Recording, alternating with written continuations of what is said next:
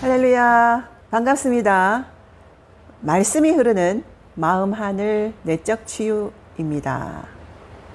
예수 그리스도는 어제나 오늘이나 영원토록 동일하십니다. 저는 여의도 순복음교회에서 10년 동안 사역하고 송도에서 교회를 개척해서 10년째 목회를 하고 있는 유정원 목사입니다. 여의도 순복음교회에서 어머니 학교 사역과 내적 치유 사역을 하면서 많은 여성들이 회복되었고요. 그리고 여성들이 회복되니까 가정이 회복되었던 치유 사역자로 사역을 해왔어요. 송도에서 10년 동안 목회하면서 늘 아쉬웠던 것은 변화인데 일반적인 설교로는 잘 안 되었어요. 내면의 상처로 인한 많은 분노, 물질주의, 우울감, 또 응답받지 못하는 것과 또 인격의 미숙함, 이런 부분들을 보면서 내적 치유에 대한 필요성을 절실히 느껴왔어요. 사람에게 가장 중요한 것은 돈인 것 같지만 그보다 훨씬 더 중요한 것은 마음의 평안입니다. 사람의 생명의 근원이 마음에 있고 아무리 좋은 조건과 몇 조의 재산이 있다 하더라도 마음의 평안이 없으면 늘 불안하고 허무하고 각종 상처와 아픔에 시달린다면 행복하겠습니까? 그래서 그동안 많은 성도들을 보면서 내적 치유에 대한 절실한 필요를 느끼면서 기도해 왔어요. 또 시대가 굉장히 힘들죠. 많은 사람들이 피폐해지고 있어요. 또 사랑이 없어지고 많이 강팍해지고 있죠. 어디서도 위로를 받지 못하니 너무나 마음이 사막 같고 황무해지는 것을 많이 느낍니다.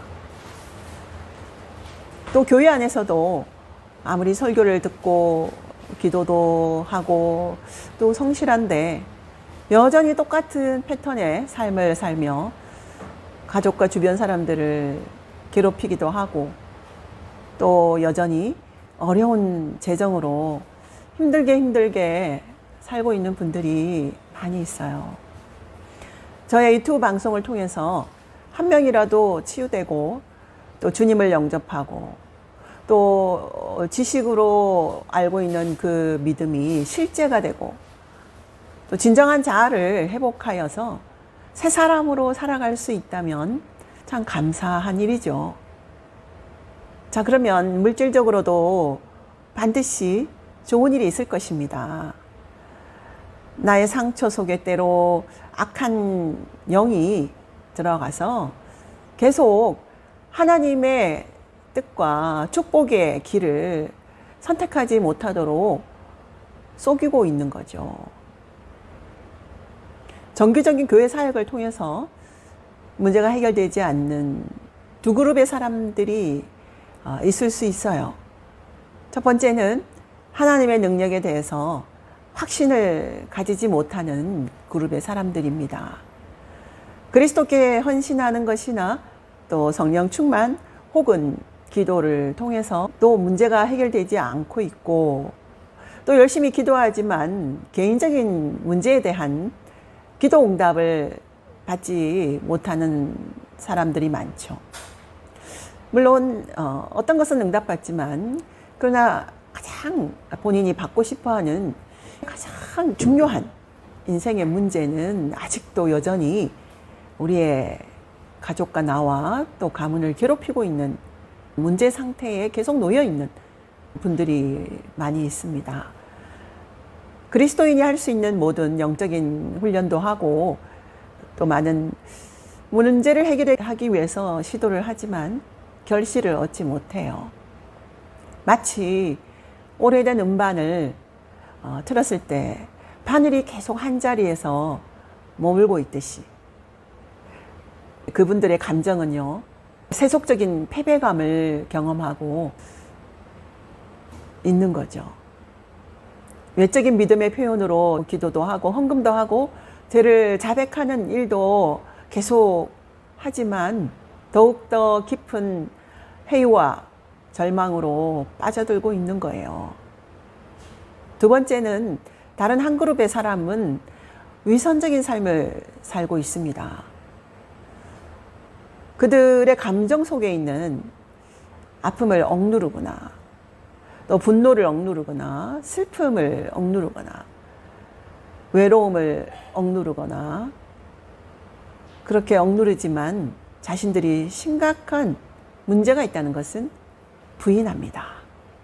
그 이유는 그리스도인들에게는 그러한 문제가 있을 수 없다고 단정하고 문제를 문제로 받아들이는 대신 성경 말씀이나 신학적 용어나 그들의 비현실적인 전문 용어로 문제를 덮어버리는 거예요.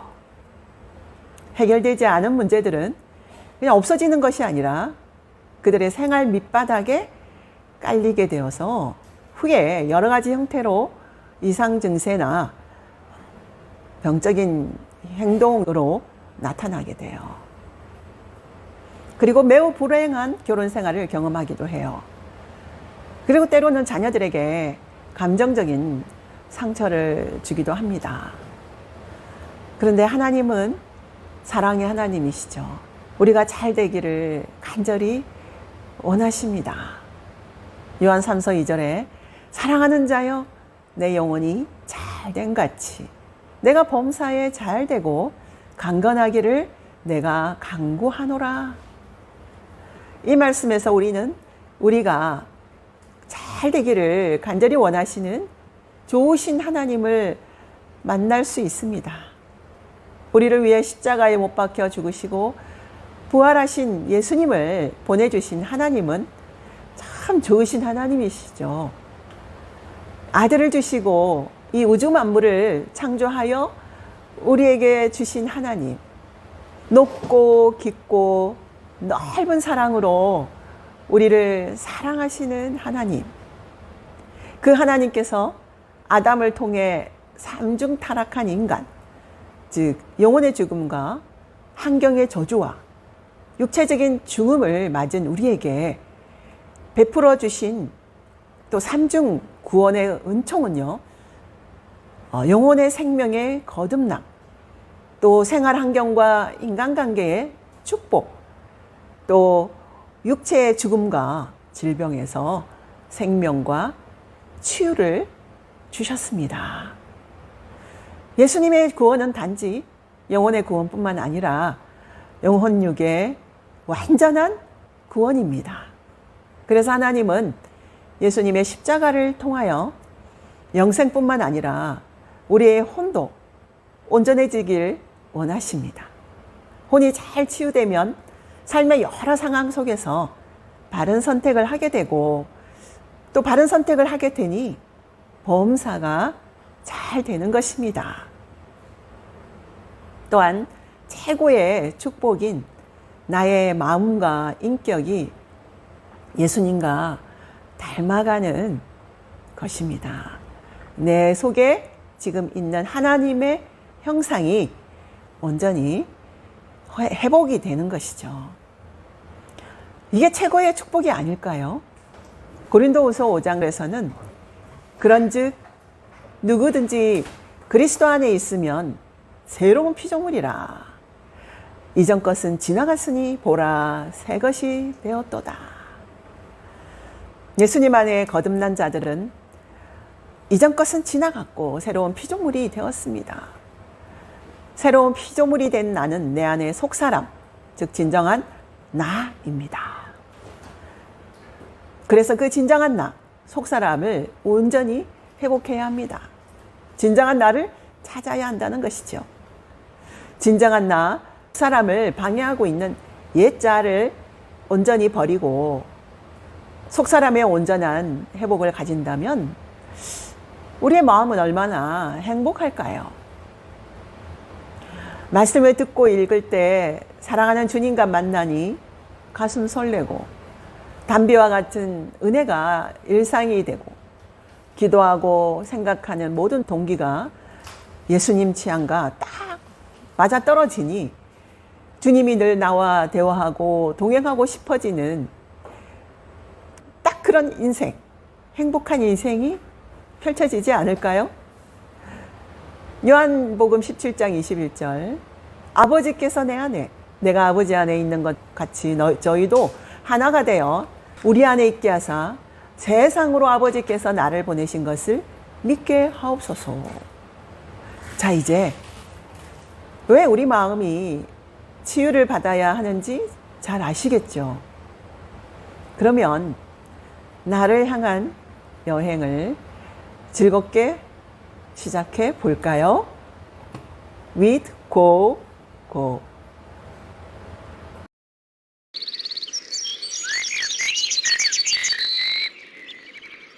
자, 오늘은 나를 찾아가는 여정 두 번째 시간. 나의 정체성에 대해서 알아볼까요? 자, 이것은 자신의 본질에 대해서 아는 것을 의미합니다. 내가 나를 누구라고 생각하는 상입니다. 가령 대한민국 사람은 내가 대한민국이라는 국가에 대해서 소속감을 갖고 국민의 일원으로서 연대감을 분명히 가지고 있는 것을 말하죠. 미운 오리새끼 동화 아시죠? 자신이 아름다운 날개를 가지고 자유롭게 하늘을 가르며 날아다닐 수 있는 하얀 백조이면서도 못생기고 날지도 못하는 오리인 줄 알고 힘들게 살았어요. 엄마 오리와 형제자매 오리들로부터 못생기고 볼품없이 크다고 왕따 당했지만 결국 자신은 찬란한 하늘을 자유롭게 날 수 있는 아름다운 백조였다는 사실을 알게 된 이 동화는 우리에게 정체성이 얼마나 중요한지를 시사해주고 있어요. 예수 믿는 우리는 누구일까요? 진리 안에서 자유로이 하늘을 홀홀 날 수 있는 아름다운 백조예요. 이 땅에서 살고 있지만 하나님의 자녀들이고 하나님께로 갈 것입니다. 이 정체성이 얼마나 중요하냐면요.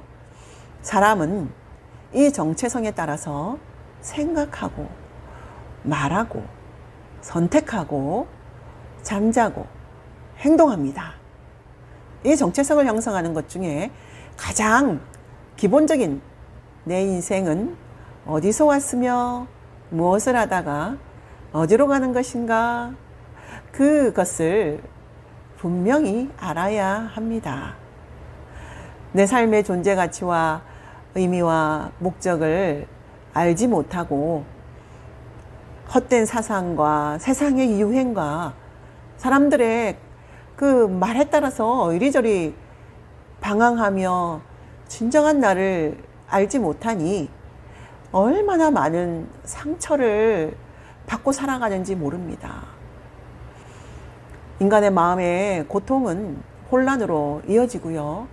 이 모든 출발은 자신이 누구인지 모르는 것에서부터 시작이 된답니다. 자신이 누구인지 안다면 하나님을 바로 알게 되고, 하나님을 바로 알게 되면 자신을 바로 알게 돼요. 그러므로 평안으로 이어지는 하나님께서 주신 이 질서는 자신을 바로 아는 것에서부터 시작됩니다. 내가 누구인지 안다는 것은 도대체 무엇을 안다는 것일까요? 내가 누구인지 안다는 것은 자신의 존재에 대한 가장 기본적인 답을 분명히 가지고 있다는 것입니다. 즉, 나는 어디서 왔으며 어디로 가는지, 그리고 나의 가치는 무엇이며 나는 무엇을 하기 위해서 지금 있는지를 아는 것이 나를 아는 것이라고 말할 수 있어요. 당신이 누구냐고 할 때 나는 김아무개입니다 라고 대답한다고 해서 만족할 만한 대답이 되는 게 아니죠. 왜냐하면 그 이름은 누군가가 우리에게 붙여준 이름일 뿐이고 또 그것은 얼마든지 바뀔 수 있기 때문이에요. 사람들은 자신이 또 평생 해온 일을 자신인 줄 알고 착각하며 살아가기도 해요. 나는 선생입니다. 나는 목사입니다. 라고 대답하죠. 그러나 이 또한 만족할 만한 대답은 아닌 거죠. 아이들은 자기가 누군지 부모님의 이름을 댑니다. 자기가 누구인지 모른다고 해요. 아이들은 솔직하죠. 하지만 어른이 될수록 우리는 스스로 자기 자신에 대해서 알지 못한다는 사실을 있습니다. 그래서 사회에서 만든 명함이 자신인 줄 알고 살다가 언젠가 그것이 아님을 알게 될 때 스스로 자초해버리고 말죠. 예를 들면 자신이 교장이라고만 설명하던 사람이 어느 날 교직에서 떠나서 평범한 할아버지 취급을 받게 될 때 그는 급격히 자신의 삶과 건강을 잃어버리게 됩니다. 또 나는 미인이다 라고 생각했던 사람이 나이가 들어가며 얼굴이 늙어가고 또 탄력도 잊어버리고 주름이 여기저기 생겨진 자신의 얼굴을 볼 때 아무도 또 자신을 쳐다봐주는 사람이 없어질 때 삶의 가치를, 의미를 상실해버리죠. 또 나는 엄마다라고 생각했던 사람이 아이들이 자라서 자신의 도움을 더 이상 필요로 하지 않게 될 때 자신이 무엇을 해야 하는지 주체하지 못하는 거예요. 어느 날 한 어머니가 상담을 왔어요. 자신이 왜 살아야 하는지 모르겠다는 거예요. 아이들이 어릴 때는 아이 낳고 키우고 또 학교 보내고 하느라 정신없이 엄마로 아내로 살았는데 이제 아이들이 다 커서 외지로 직장을 따라 나가고 또 결혼해서 떠나버리고 남편은 남편대로 사업에 바쁘니 갑자기 찾아온 이 많은 시간, 그렇게 찾아대던 엄마라는 이름도 이젠 아무도 불러줄 사람도 없고, 그러다 내가 지금까지 뭐하고 살았고 이젠 내가 누구고 내 삶의 의미가 무의미해서 못 살겠다는 거예요. 그러면서 삶의 의욕을 상실하면서 우울증이 오고 이젠 설거지도 하기 싫고 아무것도 하기 싫어서 하루 종일 커튼을 들이우고 그냥 껌껌한 데서 울고만 있다는 거예요. 나는 누구입니까? 이렇게 질문하는 거예요. 내가 누군지 모르는 비극이 온 세상에 팽배해지고 있어요. 이 정체성의 위기가 무섭습니다. 무엇인지 모르는 거대한 혼돈 속에 빠져가고 있어요. 스스로의 존재에 대해서 자신이 책임을 질 수가 없어요. 특히 요사이 아이들은 더 심하죠. 자신이 동물인지 사람인지 남자인지 여자인지 모르겠다는 거예요. 제3의 성이란 것도 만들어지고 있어요. 그런 게 어디 있나요? 걷잡을 수 없는 혼돈 속에 빠지고 있어요. 거짓과 미혹의 영에게 쏘아가고 있는 거죠. 따라서 우리는 세월이나 외부 조건에 따라 변하는 것이 아닌 영원히 불변하는 나 자신의 진정한 신분에 대해서 바로 알아야 합니다. 자신이 누구인지 안다면 가장 기본적인 자신의 존재에 관한 질문들에 대한 답을 가지고 있어야 합니다. 그러나 인류 역사상 어느 누구도 이 질문에 대해 명확한 답을 제시하지 못했죠. 하지만 오직 한 분만은 자신이 누구인지, 하나님이 어떤 분이신지 아셨어요. 바로 예수님이시죠. 예수님의 자신에 대한 암과 우리 자신의 답변을 한번 생각해 볼까요? 첫 번째, 예수님 당신은 어디에서 왔나요? 예수님이 요한복음에서 이렇게 말씀하세요. 예수께서 가라사대 하나님이 너희 아버지였으면 너희가 나를 사랑하였으리니 이는 내가 하나님께로 나서 왔음이라. 나는 스스로 온 것이 아니라 아버지께서 나를 보내신 것이니라 라고 말씀하셨죠. 이 질문은 예수님을 조롱하는 자들이 던진 도전적이고 멸시에 찬 질문이었고, 이 질문 속에는 너를 믿을 수 없다 라는 내용이 담겨 있어요. 너의 외모를 보니 너는 흠모할 만한 것이 하나도 없다 라는 것이죠. 이렇듯 자신의 신분에 도전해 오는 적 앞에서 주님은 분명하고 간결하게 자신에 대해서 답하셨어요. 나는 스스로 온 것이 아니고 아버지께로부터 온 것이라고요. 우리 자신의 답변은 무엇일까요? 당신을 무시하는 자들이 당신에게 이런 질문을 한다면 당신은 뭐라고 대답할 수 있겠는가 생각해 봐요. 두 번째, 당신은 어디로 가고 있나요? 예수님은 요한복음에서 아버지께로 간다고 하셨어요. 내가 아버지께로 나와서 세상에 왔고 다시 세상을 떠나 아버지께로 가노라. 당신의 대답은요? 우리의 인생은 쉼없이 지금도 가고 있는 중입니다. 하지만 우리가 가는 종착역에 대해서 알지 못하는 자는 운전은 열심히 하는데 목적지 없이 달리는 그런 운전과 같은 것이죠. 이런 운전자가 있다면 얼마나 어리석은 자인가요? 열심히 달리고 또 기름을 채워 달리지만 목적지를 모르는 채 달리는 운전자. 하나님은 우리가 이런 운전자가 되기를 결코 바라지 않으시죠. 세 번째, 당신은 누구인가요? 요한복음에서 예수님이 답변하셔요. 내가 곧 생명의 떡이다.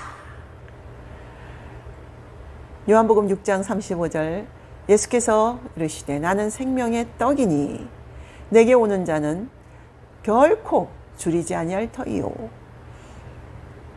또 요한복음 14장 6절에서 예수께서 이르시되 나는 곧 길이요 진리요 생명이니 나로 말미암지 않고는 아버지께로 올 자가 없느니라. 예수님은 자신을 길이요 진리요 생명이라고 말씀하셨어요. 당신의 답변은요? 어떤 사람은 자신을 학생이라고 하고 어떤 사람은 자신을 아주 우수한 사람이라고 대답하고 또 어떤 사람은 자신을 실패한 자, 실패자라고 부르기도 해요. 어떤 답이든 그 답은 자신이 스스로 만들어낸 답이에요.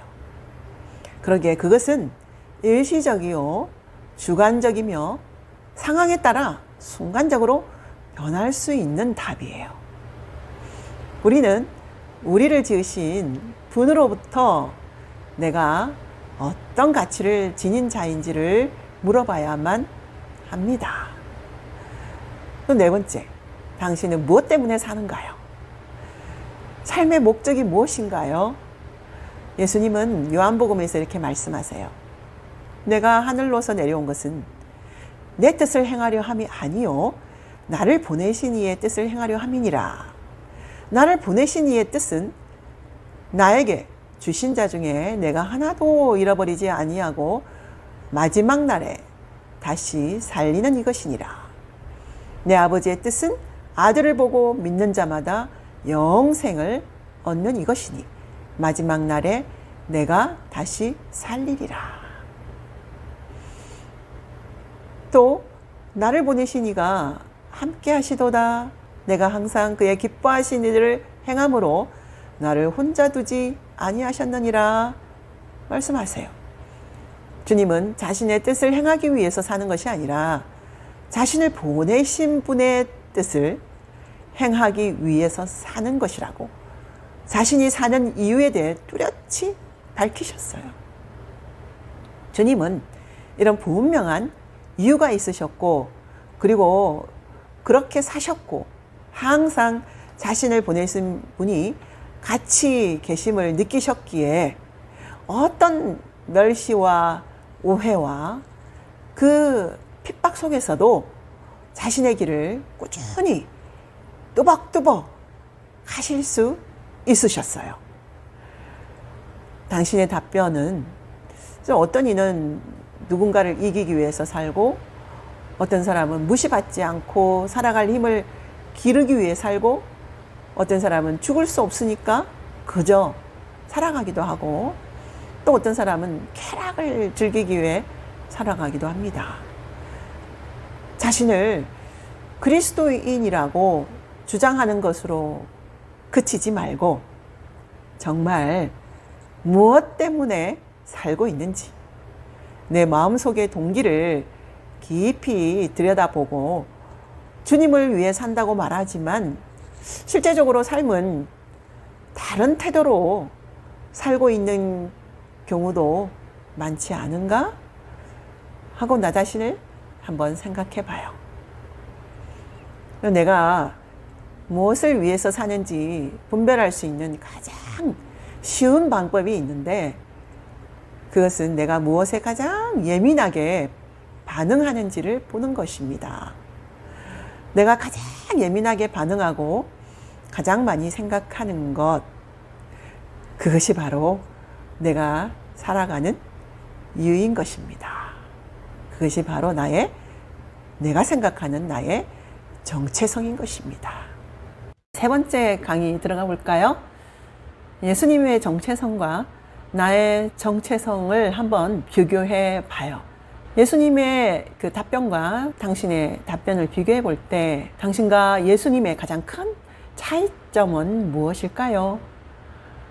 예수님은 변하지 않는 분명한 대답을 가지셨고, 우리는 대부분 변하는 답을 가졌다는 것입니다. 그렇다면 내가 가진 이 답변이 사실인지 거짓인지 어떻게 알 수 있을까요?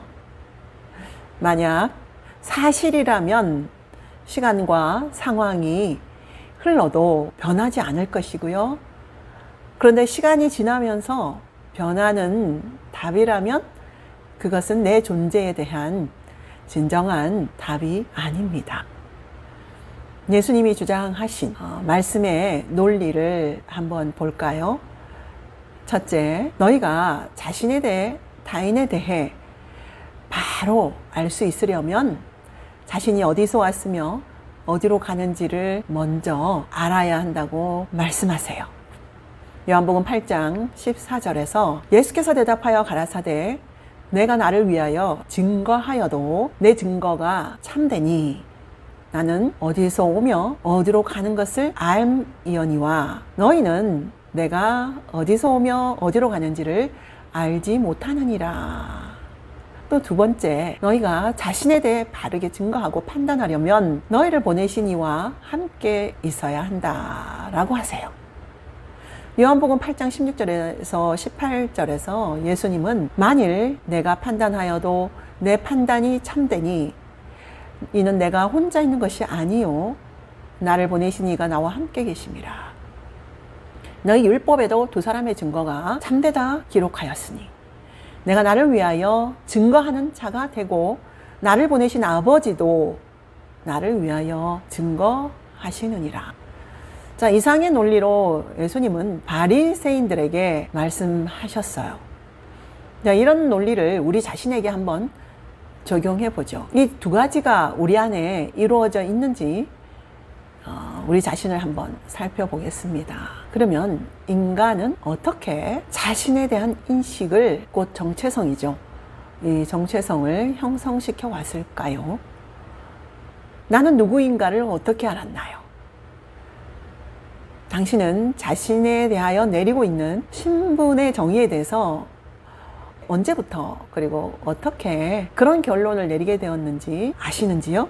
인간 자신은 스스로 답을 할 수 없으므로 이 질문에 대한 답을 다른 사람에게 의지하게 됩니다. 우리 자신에 대한 인식 가운데 대부분의 것들을 갖는데 가장 많은 영향을 끼친 사람들은 누구일까요? 우리는 이와 같이 주위의 사람들과 또 유입된 정보를 통해서 자신이 누구인지에 대한 대답을 서서히 형성시켜 나갑니다. 또한 한번 내려진 그 결론은 일생 동안 사실이든 거짓이든 변하지 않고 우리의 나머지 인생을 좌우하게 됩니다. 심각한 문제는 그 대답의 대부분이 거짓이라는 사실인 거죠. 하지만 우리 스스로는 그것이 결코 거짓된 나의 신분증이라고 알 수가 없어요. 그렇게 만드는 이유에는 3가지가 있습니다. 첫 번째는 그 신분증은 강력한 힘을 가지고 있는데 그 이유는 오랜 세월에 걸쳐서 서서히 실제 삶 속에서 만들어졌기 때문이에요.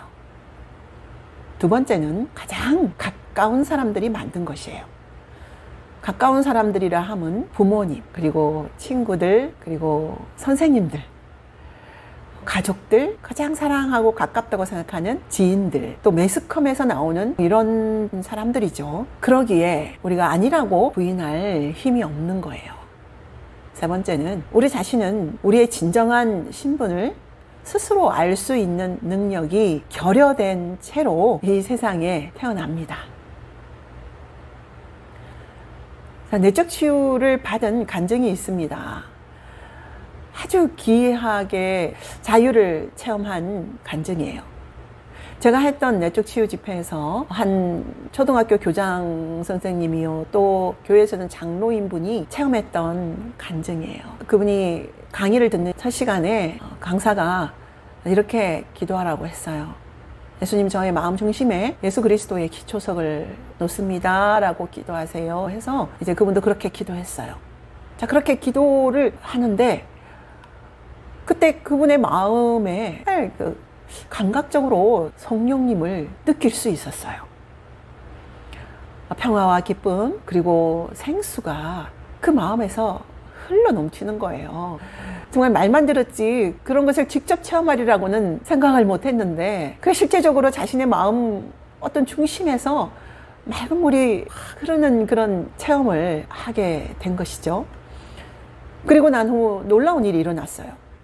마치 의사가 통증 없이 상처를 착 도려내듯이 그 아픔이 사라지게 하는 특이한 경험을 하게 되셨어요. 인간관계에서 받은 많은 아픔을 또 그 상처의 원인을 살펴보는 그 시간이었어요. 또 용서하는 시간이었는데 그때 하나님께 자신은 미워하는 사람이 없다고 생각했는데 하나님께 제가 상처받은 원인이 뭐가 있으며 내가 용서하지 못하는 누군가가 있는지를 기도했어요. 그런데 그때 성령께서 어머니를 생각나게 하셨어요. 나의 어머니, 22살에 나를 낳으시고 혼자 되신 어머니. 그분을 다 생각하며 깊은 곳을 하나님께서 직접 치료해 주십사고 조용히 기다렸어요. 근데 자신의 마음 안에 보이는 것이 있었어요. 마치 토굴 같은 것이 느껴지면서 그 안에 까맣게 숯과 같이 탄 인형 같은 물체가 안에 보이는 거예요. 근데 가까이 보니 그것은 숯덩이로 만든 사람 모양이었어요. 그것이 무엇일까 하고 자신의 마음이 궁금해하는 것을 느낄 수 있었어요. 근데 그때 살아있는 어떤 한 폭의 그림이 또 배경으로 보여지는 거예요. 파란 잔디가 있고 푸른 나무들이 서 있는데 그 잔디에 예수님이 찬란한 빛을 배경으로 서 계시는 거예요. 그 예수님이 자신에게 이렇게 말씀하셨어요. 애야, 나도 세상에서는 나를 완전히 이해할 수 있는 아버지는 없었단다. 그러면서 이해를 시키듯 또 위로하시듯 정말 불쌍한 마음으로 다시 그분이 하시는 말씀이 마음에 들렸어요. 내가 너의 아버지가 아니냐. 그 순간이었어요. 그 말씀이 가슴에 느껴지는 순간에 그 토골이 막 안에 삐치 들어오고 또 수동이 같은 인형 안에 삐치 들어오더니 그것이 샥 없어지는 거예요. 그러면서 뭔가 가슴이 뻥 뚫린 느낌이 들었어요. 마치 레이저 같은 것으로 통증 없이 그 상처를 동그랗게 그려냈다고 할까? 답답하고 무거운 그 무언가가 자기 마음에서 가슴 속에 썩 사라지는 그런 느낌을 가졌어요. 그러면서 온 몸과 마음이 평안이 오고 정말 그 시원함과 기쁨이 그 마음을 쫙 감싸는 거예요. 너무 희한한 경험이라서 그냥 입으로는 주님 감사합니다. 주님 감사합니다. 그 말밖에 안 나오는 거예요. 근데 갑자기 예수님께서 성경을 봐라 하는 생각이 들었대요. 그 성경을 펴니 요한복음 14장 16절에서 18절이 딱 보이는데 그 말씀은 보혜사를 영영토록 너희 속에 계시게 하여 너를 고아로 버려두지 않겠다 라는 글자가 눈에 확 들어오는 거예요. 그래서 마음을 주체할 수 없이 막 눈물이 흐르는 거예요. 내 속에 보혜사 성령 하나님이 내 속에 와 계시는구나. 너무 기쁘잖아요. 그래서 정말 자신은 지금까지 살아오면서 그런 수탕이 같은 그 아픔이 자신 속에 있는 줄을 꿈에도 몰랐다는 거예요. 가만히 생각해 보니 자신은 5개월 만에 아버지를 여윈 5대 종손 무남 동료 외아들이었어요. 그 홀어머니를 모시고 사는 동안 내내 정말 마음이 상처받고 부담이 되고 아비 없는 자식이란 말을 듣지 않기 위해서 너무너무 강박적으로 강한 사람이 되기 위해서 몸부림쳐 왔다는 거예요.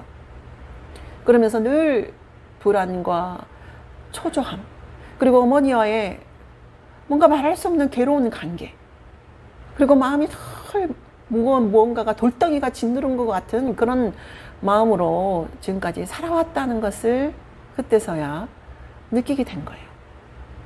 왜냐하면 어렸을 때부터 그렇게 살아왔기 때문에 그것이 정상인 줄 알았던 거예요. 그래서 자신의 정체성을, 자신의 진짜 모습을 이분이 알 수가 없었던 거죠.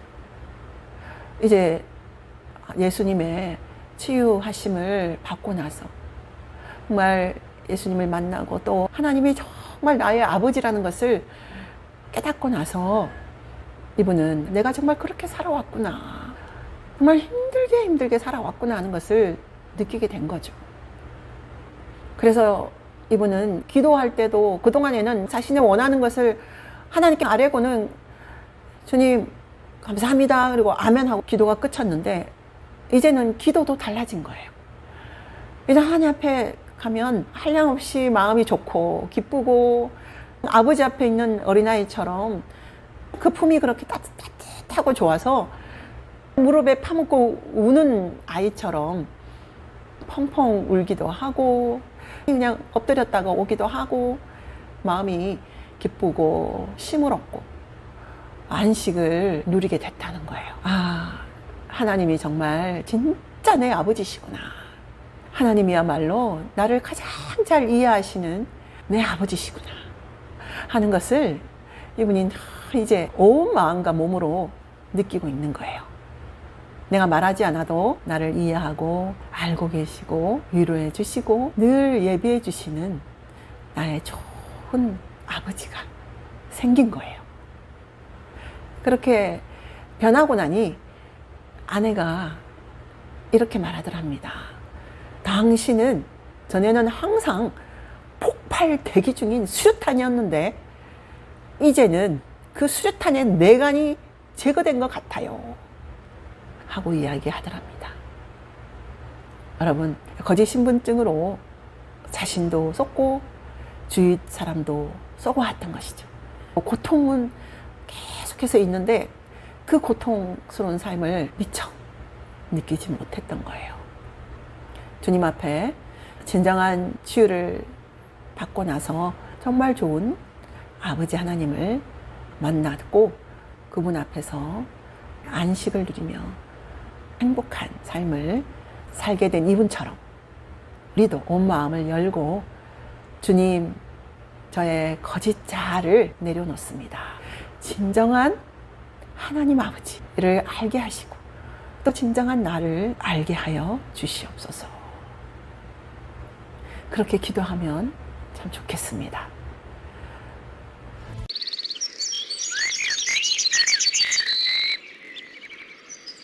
오늘은 나는 우연히 만들어진 별로 중요하지 않은 존재라는 인식을 가진 그러한 정체성에 대해서 한번 나누어 보죠. 자, 이런 인식을 갖게 되는 이유는 무엇일까요? 만일 어떤 사람이 그 부모에게 전혀 한 인격체로서의 가치를 존중받지 못하고 인정받지 못했을 경우에 그는 자신에 대해서 어떤 생각을 갖게 될까요? 단지 아들이 아니라는 이유로 인격적인 존중을 받지 못했다거나 혹은 부모의 마음에 들지 않는 점을 가지고 있다는 이유로 너는 없어져야 할 아이다 라는 식의 대접을 지속적으로 받아왔다면, 또 이처럼 부모가 가치 없다고 인정하는 아이가 스스로 어떤 자부심을 가질 수 있을까요? 많은 어머니들이 어머니로서 성숙하지 못한 상태에서 어머니가 되고, 그리고 귀찮은 감정을 가지고 아이를 만나게 됩니다. 그러기에 그 어머니는 자신의 말 하나하나, 행동 하나하나가 아이에게 상처를 주고 그 결과로 얼마나 깊은 영향을 주는지 알지 못합니다. 이런 과정 속에서 아이들은 스스로의 존재에 대해서 회의를 느끼고 자신이란 존재의 중요한 가치를 전혀 알지 못합니다. 다만 자신이 남녀의 성관계 속에서 우연히 만들어진 존재일 뿐이다 라는 생각을 하게 되는 거죠. 자신을 우연히 만들어진 존재라고 생각하는 한 그는 자신의 인생에 전혀 깊은 책임감을 가지지 못합니다. 다만 다른 사람들이 사는 대로 살아갈 뿐인 거죠. 목표 없이 달리기를 하는 사람처럼 모든 것이 우연이고 운명이라고 받아들입니다. 자, 그러므로 인간은 자신이 누구인지 모른 채 태어나죠. 나라는 존재를 만든 하나님을 알 수 있는 영혼의 등불이 꺼져 있기 때문이에요. 자신을 정확하게 보는 눈을 상실한 인간은 주변 사람들과 또 세상적인 시각을 통해서 자신이 누구인지에 대한 답변을 만들어 갑니다. 이때 주변 사람들과 세상은 대부분 거짓 선지자와 같은 역할을 하게 돼요. 거짓 선지자의 역할을 하는, 당신에게 가장 강력한 영향을 끼친 것은 무엇이 있을까요? 육신의 부모님, 또 형제 자매들, 또 친척들, 그리고 선생님, 그리고 영적 지도자, 친구, 또 TV, 언론 매체들, 또 나의 감정, 사단, 이러한 것들이 있습니다.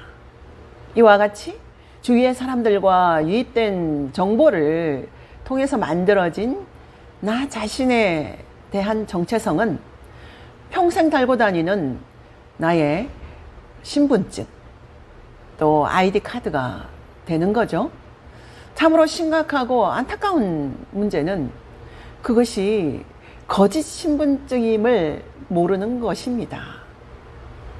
왜냐하면 이것은 오랜 시간에 걸쳐서 가장 가까운 사람들에 의해서 서서히 만들어졌고, 또한 우리 자신에게는 진정한 신분증을 만들 수 있는 능력이 없기 때문이에요. 이렇게 만들어진 거짓된 신분증은 자신의 진짜 신분을 알 수 없게 계속 방해를 하고, 또 무의식적으로 사단의 결박으로 사용이 됩니다. 사람은 자신의 거짓 신분증대로 생각하고 말하고 선택하고 행동하며 살아갑니다. 그러나 성경은 하나님이 자기 형상, 곧 자신의 형상대로 사람을 창조하시되 남자와 여자를 창조하시니라 라고 말씀하십니다. 우주에 존재하는 그 어떤 사람도 하나님께는 우연이 아닙니다. 설사 부모가 타락한 생활 속에서 아이를 잉태했을지라도, 혹은 당신의 존재의 태어남이 그 어느 누구에게도, 심지어 당신의 부모에게까지도 기쁨이 되지 못한다 할지라도 하나님께는 당신은 특별한 존재입니다. 당신은 하나님의 놀라운 계획 속에서 태어났기 때문이에요. 시편에서 다윗은 이렇게 말합니다. 내 부모는 나를 버렸으나 여호와는 나를 영접하시리다. 성경은 주님이 모태에서부터 우리의 장부를 지으셨다고 말씀하십니다. 그분은 우리를 지으실 때 아무 이유 없이 즉흥적으로 만드신 것이 아니라 분명한 이유와 계획을 가지고 만드셨어요. 내 존재는 결코 우연한 것이 아니고 나는 아무 가치 없는 사람이 아니라는 거예요. 하지만 이런 사실을 하나님을 알기 전에는 전혀 깨닫지 못합니다. 하나님 외에 우리 자신을 계획한 사람은 아무도 없기에, 심지어 우리의 부모님조차도 단지 아이를 원했을 뿐 나라는 사람을 계획한 것은 아니므로 타인의 눈에 우리는 우연히 만들어진 존재일 뿐인 거죠. 없어지면 누군가 빈자리를 메꿀 수 있는 얼마든지 많은 사람들 중에 하나라는 거죠. 과거에 이런 슬로건이 있었습니다. 둘도 많다. 하나씩만 다 잘 기르자. 한 집 건너 하나씩. 이런 슬로건을 보면서 인간의 존엄성, 독특성, 하나님의 계획, 이런 것들을 알 수는 없는 거예요. 그래서 아이를 많이 유산을 했죠.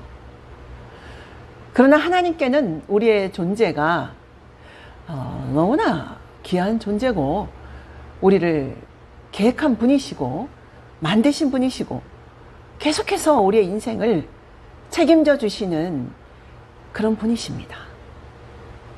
이 세상에서 우리가 처음으로 울음을 터뜨렸을 때 가장 기뻐하시고 기대하시는 분은 세상의 부모보다 오히려 보이지 않는 부모인 하나님 한 분이십니다. 그러기에 시편 기자는 내 부모는 나를 버렸으나 여호와는 나를 영접하시리이다 라고 한 거죠. 이 세상의 부모들이 자식을 버릴 수 있는 것은 비록 그들이 몸을 빌려주었을지라도 그 생명의 진정한 부모가 아니기 때문입니다. 그러기에 어떤 자는 자식을 종이봉지에 넣어서 쓰레기통에 던져버리죠. 하지만 진정한 부모인 하나님은 당신을 버리신 적이 없습니다. 비록 그분과 만나는 것이 쉽지 않을지라도 포기하지 말고 그분을 구하시고 찾아보세요. 언젠가 당신이 그분을 더 깊이 알게 되면 하나님은 당신이 그분을 찾으려고 노력한 것보다 수백 배의 노력을 기울여 왔음을 깨닫게 됩니다. 이사야를 통해서 이렇게 말씀하세요. 나는 나를 구하지 아니하던 자에게 물음을 받았고 나를 찾지 아니하던 자에게 찾아냄이 되었으며 내 이름을 부르지 아니하던 나라에게 내가 여기 있노라, 내가 여기 있노라 하였노라. 지금도 그분은 당신을 만나기 위해서 최선을 다하고 계십니다. 오늘은 여기까지 할게요. 오늘은 거짓신분증 중에 나는 실패작이고 다른 사람보다 잘하는 것이 없다라고 생각하는 정체성에 대해서 나누어 볼까요? 이런 생각이 드는 이유는 세상의 가치관 때문이에요. 하지만 하나님께서 당신을 만드실 때 가장 중요하게 생각하신 것은 무엇일까요? 그것은 세상이 당신을 재는 기준과는 전혀 다른 것입니다. 나의 신분을 나 자신이 가진 현재의 사회적 위치, 겉모양, 능력의 정도 등이 아니죠. 그러나 세상은 그러한 관점으로 모든 사람을 판단하고 결정하기에 우리의 생각도 그런 영향을 다 받고 있는 거죠. 세상의 기준은 획일적입니다. 그리하여 모든 것에 획일적인 기준을 만들어 놨어요. 어떤 얼굴이 아름다운 얼굴인가? 피부색은 어때야 하는가? 어떤 모습이 우등한 사람인가? 어떤 직장에 다니는 사람들이 더 우수한가? 이런 수많은 기준들이 있죠. 사람들은 이 기준에 도달하기 위해서 달려가고 경쟁해요. 만일 그 기준에 도달하지 못할 때는 낙오자가 되고 스스로 실패작이다 라는 평가를 소리 없이 그러나 확고하게 내려서 자신의 마음속에 탁 붙이고 다닙니다. 나는 실패작이고 다른 사람보다 잘하는 것이 없다라고.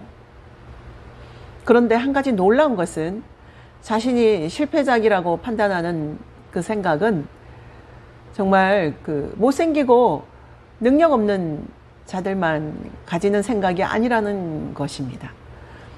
성경에 나오는 사울이라는 인물이 있는데 그는 뛰어난 미남에다 키도 큰 사람이었어요. 그리고 또 그는 하나님에 의해서 왕으로 선택된 놀라운 인물이었습니다. 근데 그는 끊임없이 열등감에 사로잡혀서 작은 다윗에 대한 시기심으로 일생을 불태워 버립니다. 그런 애들은 우리 주변에도 많이 있어요. 이러보건대 열등감이나 실패감은 어떤 특정 부류의 전유물이 아니고 또 이것은 객관적인 사실에 근거한 것도 아니고 오히려 내부 문제이고 영적 속임수에 걸려든 결과임을 알 수 있어요.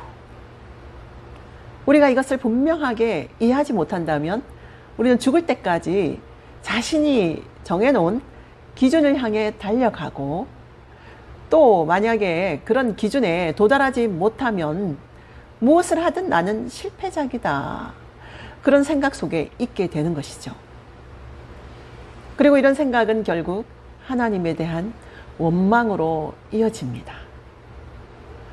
어떤 젊은 청년이 생각이 나요. 그는 너무도 확고히 자신을 실패작이라고 생각하고 있었어요. 왜냐하면 키가 작았기 때문이에요. 그래서 그는 성공작이 되기 위해서 키를 키우는 것에 자신의 인생의 모든 초점을 맞추었어요. 그래서 하나님께도 그렇게 기도했죠. 하나님, 저의 키를 키워주십시오. 그렇게 계속해서 기도를 했는데 기도를 하면 할수록 그의 마음속에서는 하나님에 대한 쓴뿌리가 자라났어요. 기도를 해도 그대로 있는 자신의 키 때문에 그의 마음속에는 하나님이 자신을 다른 사람과 비교해서 공평치 않게 만들었다. 그런 생각이 자리하게 되었죠. 심지어 그는 하나님이 자신을 골탕 먹이기 위해서 이렇게 작게 만들었다라고 생각하게 되었죠. 뿐만 아니라 부모도 원망스럽기만 했어요. 그래서 계속해서 키를 크게 하는 수술을 해달라고 졸라대었어요. 자신을 이렇게 만들었으니 당연히 수술을 해줘야 한다라는 식으로 쪼르고 있었어요. 저는 키 커지는 수술을 받기 전에는 어느 누구도 더 이상 만나고 싶지 않습니다 라고 결단을 내리고 있었던 거죠. 그의 생각은 확고했어요. 누구도 그의 생각을 바꿀 수가 없었습니다. 너무나 안타까운 일이었어요.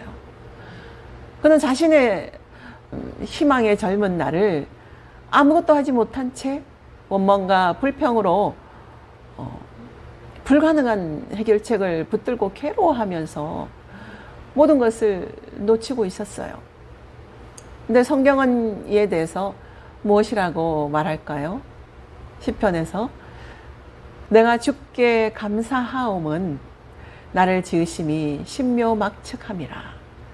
주의 행사가 기함을 내 영혼이 잘 아나이다. 내가 은밀한 데서 지음을 받고 땅의 깊은 곳에서 기하게 지음을 받은 때에 나의 형체가 주의 앞에 숨기우지 못하였나이다. 이 시편 기자는 자신이 다른 사람보다 잘났다는 승리감에 이런 고백을 한 것이 아니고 하나님 안에서 자신의 진정한 기준을 발견했기 때문이에요. 그 기준으로 봤을 때 자신은 실패작도 열등한 자도 아닌 너무도 놀라운 하나님의 작품이었던 것이죠. 또 누구보다도 더 비참하고 열등한 외모를 가졌다고 단언할 수 있는 어떤 한 형제가 있습니다. 일본의 미즈노 겐조라는 이름을 가진 자인데요. 그는 초등학교 4학년 때 이지를 앓던 중에 심한 고열로 내성 소아마비가 되었어요. 보고 듣고 깨닫는 것 외에는 아무것도 할 수 없는 중증 장애자였던 그는 평생을 혼자서는 앉아 있을 수도 또 서 있을 수도 없는 삶을 살았어요. 얼굴이 가려워도 자신의 힘으로 긁을 수 없고 감기가 들면 기침을 하다가 죽을 수도 있는 그런 장애자였습니다. 하지만 하나님을 알고 난 후 그는 자신의 놀라운 가치를 알게 되었고 희망을 잃었던 그 마음이 하나님을 찬양하는 마음으로 바뀌게 되었어요. 이런 그의 마음은 시로 표현되었고 모든 사람의 마음을 울리는 고귀하고 보람 있는 평생을 살다가 갔습니다. 우리나라에서 그의 시집 4권이 발간되었죠. 너의 몸을 주께 맡겨. 이런 시편 외에 3편이 있습니다. 그는 눈으로 시를 지었어요. 일본의 자음과 모음판의 글자를 앞에 두고 원하는 글씨에 그의 눈이 가면 그것을 그의 어머니가 글로 옮겨주는 시기였어요. 이런 피나는 노력으로 시를 썼습니다. 그의 시에서 자신을 만드신 분에 대한 감사와 생명의 찬미가 울려 퍼졌어요. 자신을 용납하지 못해 겪는 고통은 그의 시에서 한 구절도 찾아볼 수가 없었어요. 어떻게 이런 일이 가능할까요? 그는 세상의 기준으로 자신을 보지 않았어요. 하나님의 눈으로 자신을 보았고 그러다 보니 자신의 가치를 분명하게 깨닫게 된 것입니다. 자신에 대한 정확한 신분증이 있었기에 그는 다른 사람이 그에 대해 아무리 독한 말로 가치 없다는 평가를 내린다 할지라도 그는 그 거짓된 평가에 조금도 흔들리지 않았어요. 하나님이 당신을 만드실 때 가장 중요하게 여긴 것은 무엇일까요? 그것은 결코 외모가 아닌 당신의 중심, 당신의 속 내면일 것입니다. 왜냐하면 그것이 더 본질적이고 더 높은 차원의 것이며 또 영원히 지속될 것이기 때문입니다. 당신의 정확한 신분은 당신의 현재 사회적 위치, 겉모양, 능력 등이 아닙니다. 그러나 세상은 그러한 관점으로 사람을 판단하고 결정하기에 우리 스스로 그런 영향을 받고 있어요. 나에 대한 잘못된 판단은 내 인생 속에서 끊임없이 잘못된 결정과 행동을 하게 합니다. 하나님이 당신을 만드실 때 실수하거나 다른 사람에 비해 공평치 않게 하셨을까요? 내 안에 하나님에 대한 원망이 있다면 그런 마음의 바탕 위에서는 하나님에 대한 믿음이 자라날 수가 없습니다. 분명 그런 사람은 영적 불구자가 되고 하나님의 풍성함을 체험할 수 없는 불행한 그리스도인이 됩니다. 외모나 신체의 약점 때문에 하나님을 원망해 본 적이 있나요? 이것에 대해서 로마서 12장 2절에서 하나님은 이렇게 말씀하세요. 너희는 이 세대를 본받지 말고 오직 마음을 새롭게 함으로 변화를 받아 하나님의 선하시고 기뻐하시고 온전하신 뜻이 무엇인지 분별하도록 하라. 이것은 하나님의 명령입니다. 우리가 마음의 중심보다도 외적인 것을 가지고 나 자신에 대한 평가를 내리고 거기 매달려 사는 것은 이것은 분명 사단이 만든 세상의 가치관이요, 세상의 생각이에요. 하나님은 우리가 그리스도인이라면 세상의 이러한 사고방식을 따르지 말라고 분명하게 말씀하고 계십니다. 여러분은 자신을 어떻게 생각하고 살아오셨나요? 지금 또 나 자신의 모든 삶에 대해서 어떤 평가를 내리고 계십니까? 주님께 여러분의 아이디 카드를 보여주고 사단이 심어준 거짓 신분증을 이제 버리지 않으시겠습니까? 오늘은 여기까지 할게요.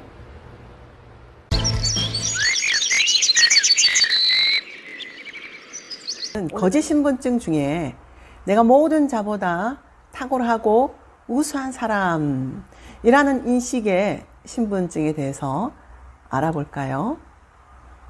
이런 사고방식을 갖게 되는 이유는 비교의식 때문입니다. 만일 어떤 집안에 언니와 동생이 있는데 부모와 친척들이 어려서부터 공공연하게 한 아이는 못한다 하고 한 아이는 잘한다고 칭찬할 때 칭찬받은 아이는 자신이 세상에서 가장 탁월하다고 착각하게 됩니다.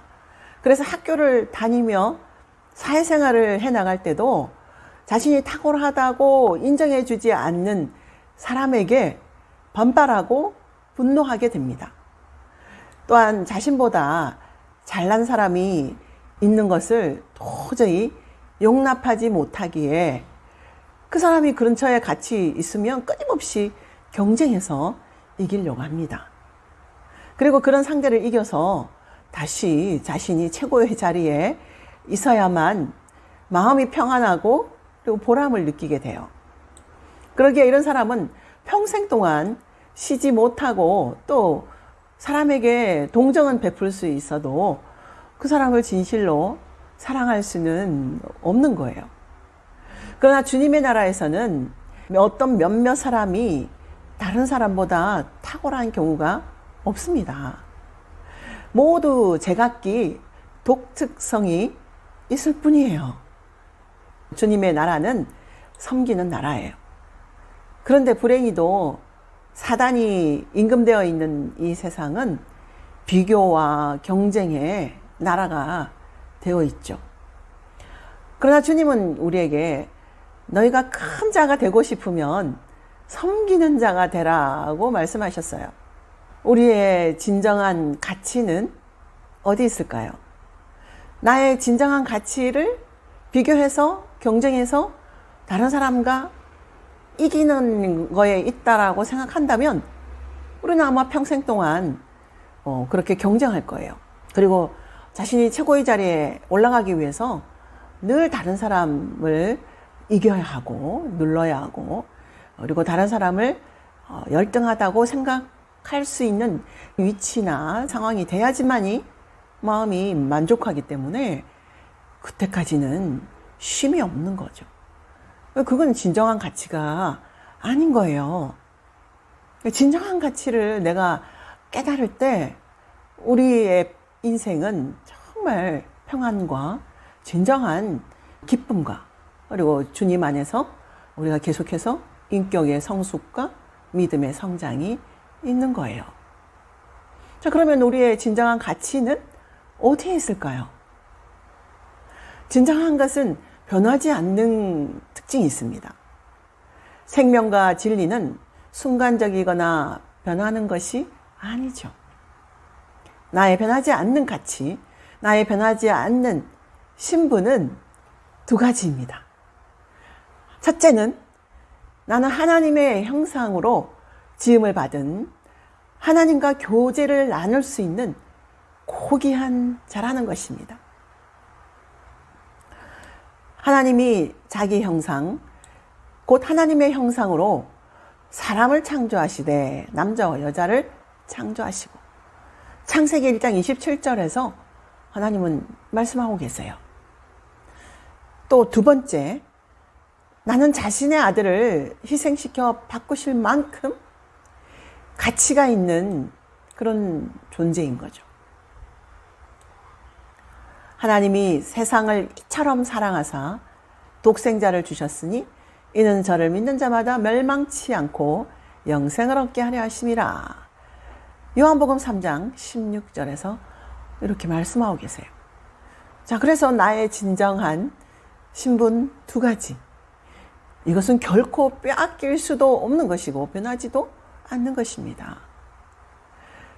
이 신분을 알고 내 것으로 삼는 것은 치유의 기초이고 또 믿음 성숙의 기반입니다. 이 신분증은 내가 건강하든지 병들었든지, 내가 하나님의 일을 잘하든지 못하든지, 또 세월이 흘러 노인이 되었을지라도, 또 사회에서 아무 쓸모없는 사람이 되었을지라도 결코 빼앗길 수 없고 변할 수 없는 신분입니다. 왜냐하면 하나님이 주신 진정한 신분이기 때문이에요. 이 신분증을 깊이 인식하고 늘 가슴 깊은 곳에 새겨야 하죠. 그래서 우리는 고아가 아니에요.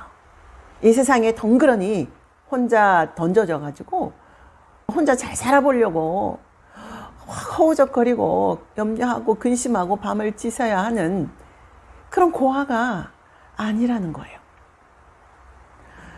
우리 자신이 내 인생을 책임지는 것이 아니라 예수 그리스도의 십자가의 은혜로 하나님이 바로 나의 아버지가 되셨고, 그래서 하나님 아버지가 내 인생을 책임져 주세요. 이 신분을 확신한다면 우리의 삶에서 걱정 염려할 것이 없습니다. 하나님 아버지가 우리의 모든 것을 아시고 예수 십자가에서 자녀들의 삶의 영육간의 모든 저주가 떠나가게 하시고 축복의 문을 활짝 열어놓으셨어요. 우리는 그 축복을, 또 축복의 말씀들을 계속 주장하고 선포하고 누리면 되는 것입니다. 염려 걱정하는 것은 고아들이 하는 거예요.